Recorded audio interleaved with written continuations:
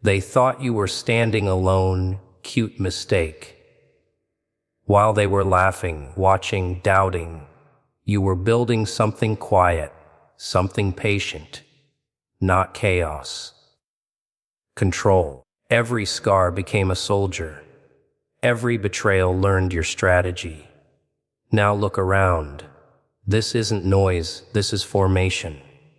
Eyes locked, silence sharp. The board is set, the pieces are breathing, and every enemy already carries a mark they don't feel yet. Power doesn't shout. It smiles and waits for the first command. Silence is where real power stretches its legs and gets comfortable.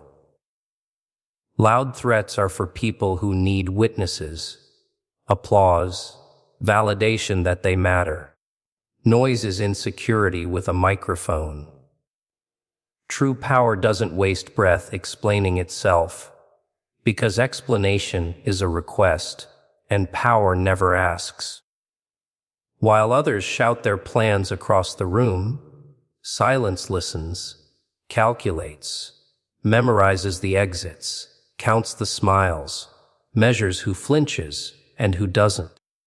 Silence lets people underestimate you, and underestimation is the most generous gift an enemy can give.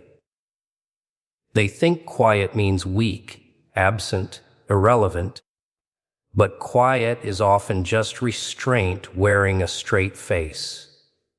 It's the pause before the punch, the calm before the realization sets in that something has gone terribly wrong. Loud threats burn fast and die young. They spike emotions, attract attention, invite resistance. When you announce your strength, people prepare. When you stay silent, they relax. They slip. They reveal patterns, alliances, fears they didn't mean to show. Silence makes people uncomfortable, and discomfort makes them talk. They fill the quiet with confessions, excuses over confidence. Meanwhile, you collect data like souvenirs. Every raised eyebrow, every forced laugh, every nervous glance becomes useful later. Silence isn't empty. It's crowded with information. Power that speaks too much gives away its limits. It tells you where it hurts, what it wants, what it can't afford to lose. Silence keeps your limits invisible. No one knows how far you're willing to go, how much you've already prepared, or how many steps ahead you are. That uncertainty is terrifying. People fear what they can't measure. They fear the one who doesn't react when provoked, who doesn't rush to defend their name, who doesn't need to prove they belong in the room. Silence turns patience into a weapon and time into an accomplice. The quiet ones are always watching.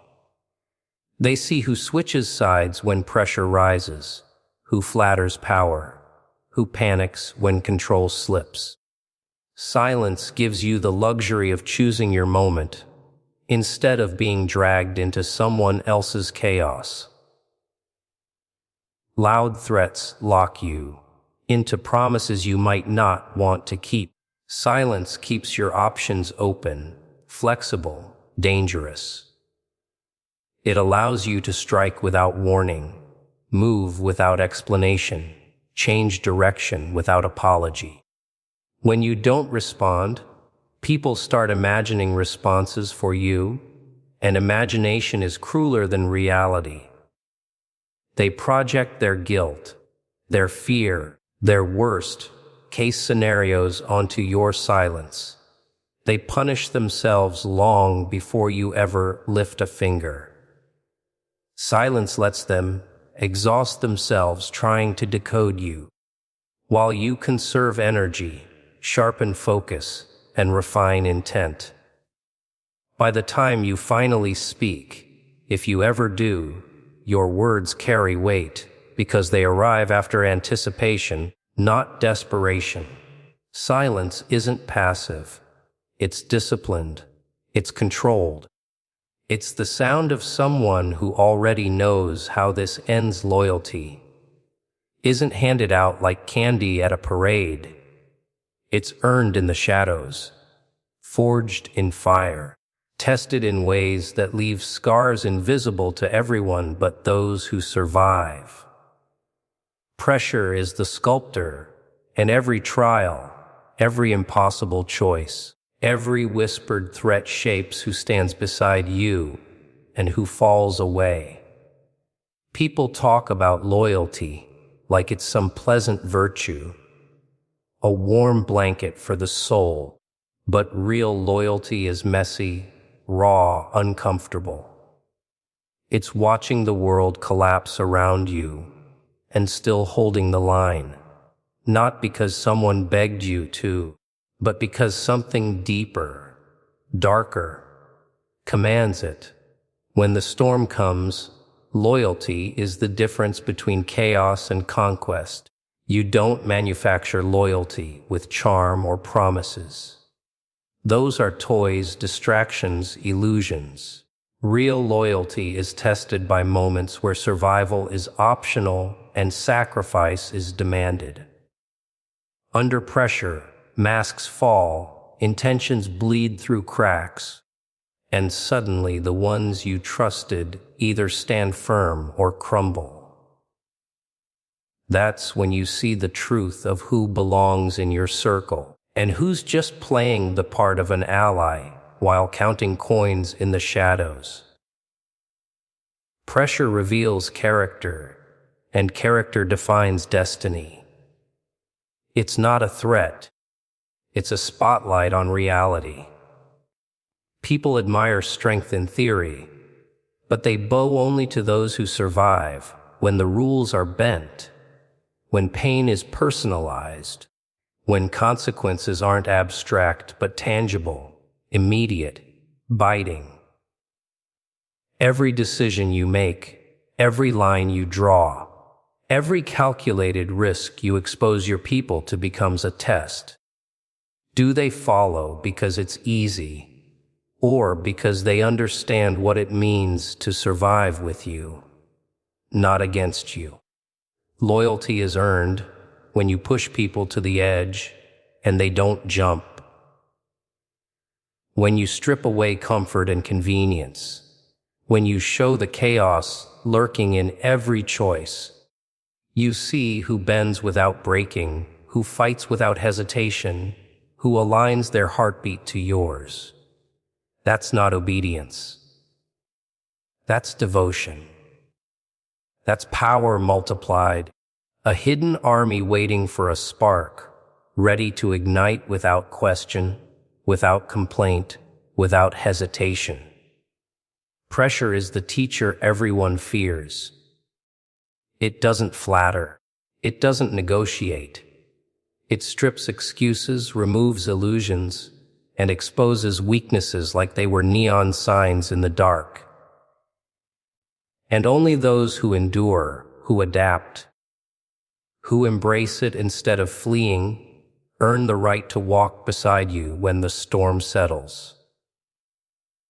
Loyalty under pressure isn't sentimental.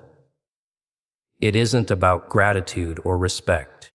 It's about trust tested under fire, about shared survival that creates unbreakable bonds. Those who prove themselves become more than allies.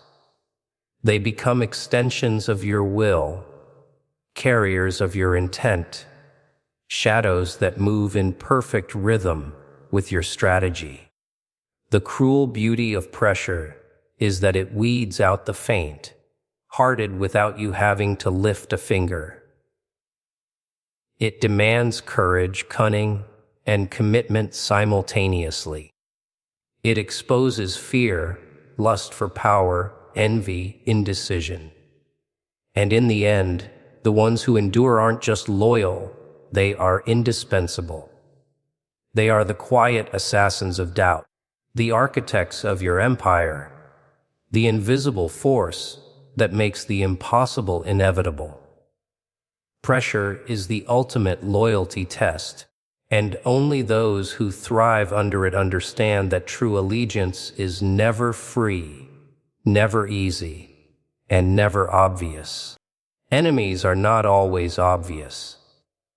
They don't wear black hats or sneer in the shadows. Sometimes they smile, shake your hand, even toast your success. But every move they make, every word they whisper, every glance they throw when they think you're not looking is a breadcrumb, a signature, a confession of their intent. The clever ones hide their motives behind charm, flattery, or false loyalty, but the truth leaks anyway. Patterns emerge. Repetition betrays them. Even chaos has a rhythm, and if you pay attention, the rhythm tells you exactly who is standing against you. Enemies are most dangerous when you can't recognize them yet, and most vulnerable when you finally do. People don't reveal themselves all at once. They drop hints in the tiny details, in the sighs, in the hesitation before a promise is fulfilled. The ones plotting your downfall leave fingerprints in their behavior. They test limits, push boundaries, challenge rules subtly, and watch how you respond. It's almost polite, in a way. A warning disguised as chance. And the more observant you are, the easier it is to mark them, to catalog their strengths, their weaknesses, their fears, their obsessions. Knowing your enemy isn't just awareness, it's preemptive power. The moment you can predict a move before it's made, the battle is half won, and the fight is no longer about luck, but about orchestration. Marking your enemies is a delicate art. It's not about revenge or immediate retaliation. It's about patience. It's about learning every facet of who they are so that every action you take is amplified by insight. You watch their alliances, you measure their ambitions, you track their habits, you turn their confidence into overconfidence, their pride into vulnerability. Every smile, every boast, every false bravado becomes a tool, a lens through which you understand the game before anyone else does. Observation is quiet, silent, almost invisible, but it is deadly.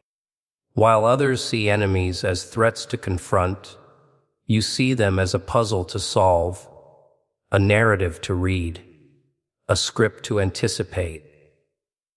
The clever enemy underestimates observation. They assume that hidden agendas stay hidden, that appearances deceive. But they forget that the true player thrives in subtlety, thrives in patience, thrives in shadows. Marking an enemy is not a momentary thrill. It's a meticulous process of collection, of mapping, of understanding every strength and weakness, every desire and fear, until the pattern becomes undeniable. You don't rush it. You don't expose it. You let them reveal themselves in their own actions while you remain untouchable, unhurried, untangled in their webs of deceit. When the time comes to act, when the first command is given, every move has already been calculated, every counter has already been imagined, and the enemy stands exposed, like a character in a play who finally realizes the stage was rigged from the start. Observation turns suspicion into certainty, rumors into knowledge, chaos into opportunity. The enemies who are cleverest at hiding their intent are always the easiest to manipulate. Once you know the patterns, their confidence blinds them. Their subtlety becomes their Achilles heel. Every conversation, every gesture, every interaction is data, and you are the analyst, the predator, the architect of the inevitable collapse. To mark your enemies is not just to recognize them. It is to turn the game into a stage where you alone control the spotlight, and where every misstep they make is no longer accidental, but orchestrated by a mind that sees what they cannot. The first command is more than words. It's a declaration, a pulse that sets the rhythm of everything to come. It's the difference between hesitation and momentum, between fear and obedience, between chaos that eats itself and strategy that devours chaos.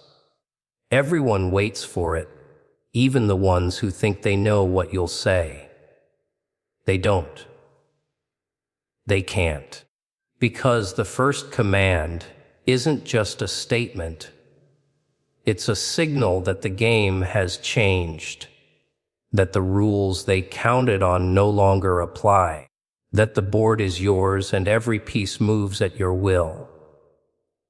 Timing is everything. Precision is everything. And the first command is both. It's the whisper that becomes a roar, the spark that becomes a wildfire, the invisible push that sets mountains in motion. It's not about shouting louder than everyone else. That's amateur hour. The first command carries weight because it comes from control, from understanding, from knowing exactly what you want before the world even realizes it exists. A single word, a single instruction can turn confusion into alignment, panic into coordination, doubt into unquestioning focus. People are waiting, eyes wide, hearts racing, nerves stretched to the breaking point, and in that moment, your command becomes their anchor. They follow not because they understand fully, not because they agree, but because the presence behind the words is undeniable.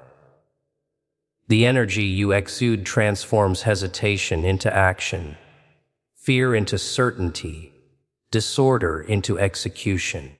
The beauty of the first command is in its irreversibility. Once it passes your lips, the world reacts, the pieces move, and the ripple cannot be undone. Allies feel it immediately. Their loyalty sharpened, their purpose clarified. Enemies feel it too. The mark of inevitability, the whisper of control that they cannot counter. The realization that you are not improvising, you are orchestrating. Every decision after the first command gains context, gains clarity, because the initial act defines the tempo, the tone, the trajectory. You set the precedent, and everyone else is forced to dance to it. Timing, cadence, delivery. They are as lethal as the strategy behind it. The first command is not just heard, it is felt in the chest, in the gut, in the marrow of those who follow and those who oppose. It demands courage because hesitation poisons effectiveness. To hesitate is to invite disorder, to show cracks in confidence, to signal vulnerability. But decisive action, swift, sharp, absolute, is magnetic. It pulls the scattered together, forces focus, bends reality to your will. Your army, your followers, your instruments of influence. They respond because they sense that the hand guiding them is steady, unshackable, unstoppable.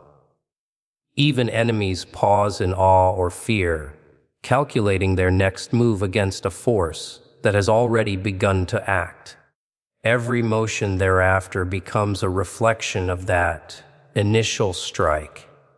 Every ripple traces back to the decision, the articulation, the choice that set it all in motion.